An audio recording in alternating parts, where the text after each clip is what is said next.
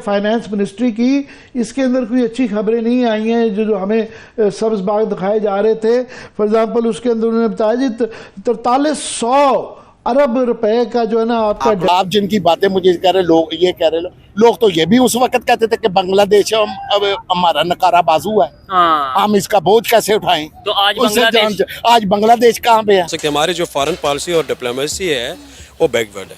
ठीक, पाकिस्तान में इस वक्त कोई आइन नहीं है, पाकिस्तान का आइन उड़ चुका है। अच्छा, तो उड़ाने वाले कौन है? जिसकी लाठी उसकी भैंस। यकीन करे, ये हमें यकीन ही नहीं है कि हम पाकिस्तान में रह रहे हैं अब। तो फिर क्या? उनकी पॉलिसी है, उनका कोई आइन है, कोई कानून है। तो हमारा भी तो आइन कॉन्स्टिट्यूशन है। तो कौन सा कानून यार? कायदे आजम ने जो आइन बनाया उसकी धज्जियां उड़ा दी गई हैं। नहीं हुए हैं तो वाकई उसका असर है। इसके बाद कौन इन्वेस्टमेंट लेके आएगा? आपसे हाथ मिलाते हैं आपके स्टेटस की वजह से, वो आपसे हाथ मिलाते हैं गवादर की वजह से, आपसे हाथ मिलाते हैं आपकी इंडस्ट्री की वजह से, आपकी इकोनॉमी की वजह से आपको आपसे हाथ मिलाते हैं। वो जब ये जानते हो कि यार ये खुद भिखारी है, इनके पास खजाने में कुछ नहीं है, ये खुद हमसे पैसे मांगते हैं, भीख मांगते हैं, इनकी हम क्या खाक मदद कर सकते हैं? बेहतरी कैसे आ सकती है? कैसे पाकिस्तान मुझे गोली मार दे। उम्मीद है बेहतरी की? उम्मीद एटम बम चलेगा पाकिस्तान पर। हाँ जी। नमस्कार दोस्तों, जय हिंद। पाकिस्तान दर दर भटक रहा है लोन के लिए। कोई भी बैंक, कोई भी देश पाकिस्तान को लोन देने से इनकार कर रहा है। और दूसरी ओर भारत ने सबसे अच्छी दोस्ती बना के रखी है, चाहे वो वर्ल्ड बैंक हो, अमेरिका हो, फ्रांस, जर्मनी हो, रशिया हो या फिर इजराइल हो, और यहाँ तक कि पाकिस्तान का दुश्मन ईरान भी हो। पाकिस्तान ने तो हर जगह पर भीख मांगी है और भारत ने हर जगह पर दोस्ती बनाकर अपने ट्रेड को सुधारा है। पिछले सालों के मुकाबले इस साल भारत का ट्रेड काफी अच्छा बढ़ चुका है और करंट अकाउंट डेफिसिट को कम करने के लिए भारत ने काफी अच्छी मेहनत की है। इससे भारत एक बढ़ती हुई इकोनॉमी लोगों के सामने प्रतीत होती है और आने वाले समय में हमें कोई भी नहीं रोक सकता दुनिया की सबसे अच्छी, पावरफुल और सबसे तेजी से ग्रोथ करने वाली इकोनॉमी बनने के लिए। हमने सबसे काफी अच्छे से रिलेशन बना के रखी है, जिससे हमें तेल में काफी ज्यादा फायदा होता है और ये देखकर पाकिस्तानियों को काफी बड़ी मिर्ची लगती है। प्राइम मिनिस्टर मोदी जी ने एक स्टेटमेंट दिया जिसमें वो कहते हैं कि भारत में तो कांग्रेस मर रही है और दूसरी ओर पाकिस्तान में पाकिस्तान मर रहा है। ये देखकर पाकिस्तानियों को बहुत बड़ी मिर्ची लगती है। वो कहते हैं कि अपने देश के पॉलिटिक्स में पाकिस्तान को इन्वॉल्व ना करे। क्यों ना करे भाई? पाकिस्तान ने जो इतना आतंकवाद भारत में फैला के रखा है, इसका जवाब तो देना ही पड़ेगा। आइए देखते हैं इस वीडियो में किस तरह से पाकिस्तानी मीडिया ने इसके ऊपर रिएक्शन दिया है। लेकिन चले खैर, जाहिर बात है वो तो कोई भी इदारा हो, उसमें अच्छे भी बुरे भी लोग मौजूद होते हैं। मुझे बताएं हम ना ना ना ना ना ना ना ना ना ना, यहाँ पे फर्क आ गया। क्या? अच्छे बुरे लोग जब एक डिपार्टमेंट बनता है ना, या एक फौजी जवान जब होता है ना, तो वो पाकिस्तान के आइन के मुताबिक हलफ देता है। आप अभी कह रहे हैं पाकिस्तान का आइन ही नहीं है, हलफ देता है। अच्छा। पहले मेरी बात सुने, मैंने वो बात की है, वो हलफ देता है। और मैंने ये भी कहा है कि आइन उड़ाने वाले कौन है? सारे नहीं है। अच्छा। एक काली भेड़ है। ठीक है, जिसकी वजह से कॉन्स्टिट्यूशन ही खत्म हो गया, सब कुछ खत्म हो गया है। जिसकी लाठी उसकी भैंस। यकीन करे, ये हमें यकीन ही नहीं है कि हम पाकिस्तान में रह रहे हैं अब। तो फिर क्या, कहाँ पे रह रहे हैं आप? हम हाँ वियतनाम में। वियतनाम आपको पता है फिर पाकिस्तान से ज्यादा बेहतर, मतलब इसका मतलब है। अच्छा चले ये बताएं, हाँ वियतनाम बेहतर है ना? अच्छा, उन्होंने अपनी इकानमी भी बेहतर की, ठीक है, अपने जितने भी कानून वगैरह उन्हें बेहतरी लेके आए। बेहतरी लेके आए। आप मुझे बताएं 1947 से लेकर ठीक है, अब तक क्या बेहतरी लेके आए हैं पाकिस्तान में? हाँ जी। आपने मोहम्मद अली जिन्ना को छोड़ा नहीं, हाँ। जिसने पाकिस्तान की बुनियाद रखी। अच्छा। कायदे आजम के साथ क्या किया, उसकी हमशीरा के साथ क्या किया, डॉक्टर कदीर के साथ क्या किया, जिन्होंने पाकिस्तान का नाम बुलंद किया है। ठीक है, और भी बहुत सी वैसे तो एग्जांपल्स हैं, बहुत सी एग्जांपल है। अच्छा मुझे ये लास्ट में बता दें, बेहतरी कैसे आ सकती है? कैसे पाकिस्तान? मुझे गोली मार दे। मैं इस पाकिस्तान में नहीं रहना चाहता।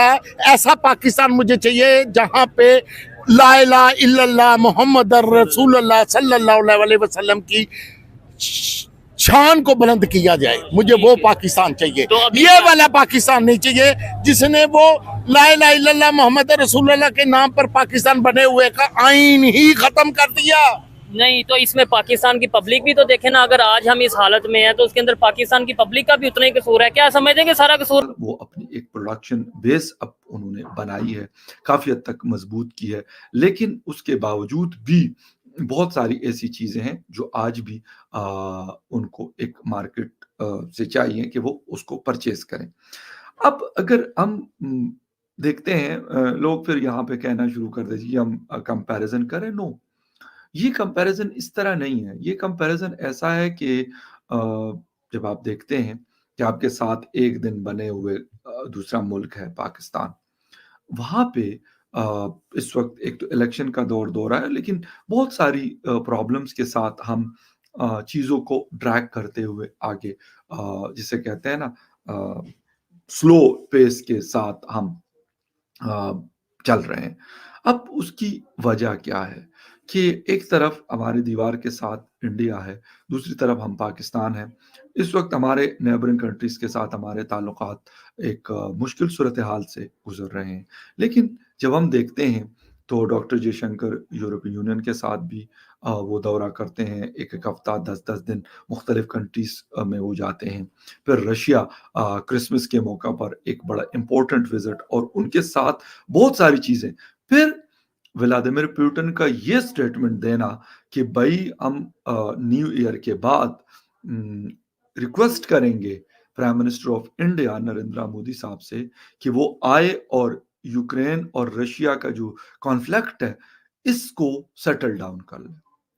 यानी ये एक बहुत बड़ी चीज़ है, एक बहुत बड़ी डेवलपमेंट है, ये छोटी चीज़ नहीं है कि अगर कोई ये कहता है कि यार ये किसी प्राइम मिनिस्टर को किसी कंट्री का कहना, इससे ये साबित होता है कि जो इंडिया दावा करता है कि हम इमर्जिंग या हम नेक्स्ट ग्लोबल पावर है, इसमें मेरे ख़्याल में शकूक व शुबहात नहीं है। अभी मैं थोड़ी देर पहले एक किसी का ट्विटर देख रहा था तो वहाँ पे उन्होंने कोई नई टेक्नोलॉजीज़ के हवाले से एक लड़की की वीडियो थी, तो वो पाकिस्तानी अकाउंट से उन्होंने लिखा हुआ था कि भई हमें ऐसा मतलब ये हमें सड़ाने के लिए, जलाने के लिए दिखाते या वाक़ई टेक्नोलॉजिकल एडवांसमेंट इतनी ज़्यादा इंडिया में हो गई।